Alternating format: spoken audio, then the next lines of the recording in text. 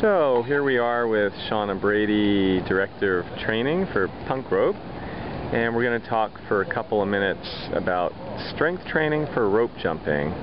Just how to make sure that you're strong enough that you don't get injured. And Shana's here with her trusty slant board. The two biggest complaints are sore calves and sore shins for new jumpers, of course.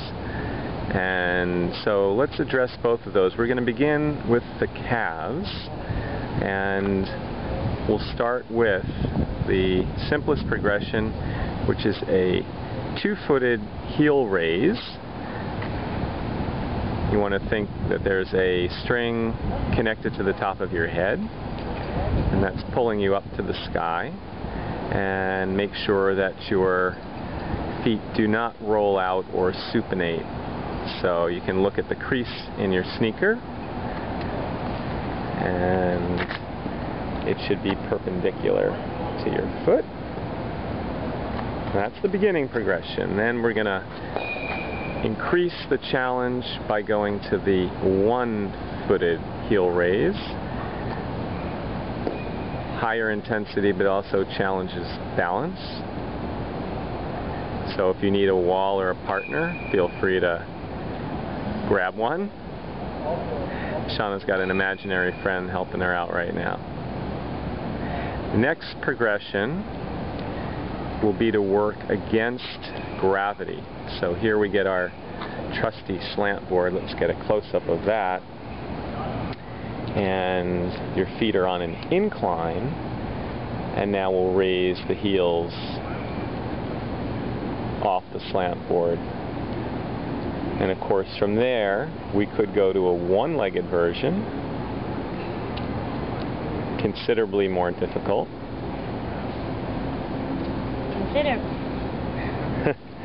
And then our final progression would be to add external resistance, which could be a body bar, a dumbbell, a barbell, a dog, or even your partner on your back.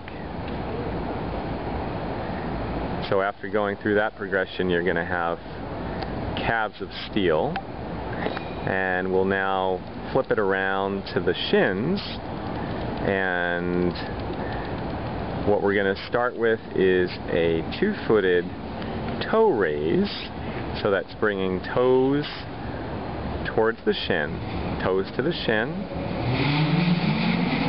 Nice and slow. For many people, they'll feel a burn very quickly. If you need something to lean against, find a wall or a partner. We're going to skip the one-footed version, and we're going to progress immediately to working against gravity on our slant board, but this time the feet are angling down. So feet angling down, toes coming up towards the shins, nice and slow. And finally we will progress to using either external resistance or preferably manual resistance, or even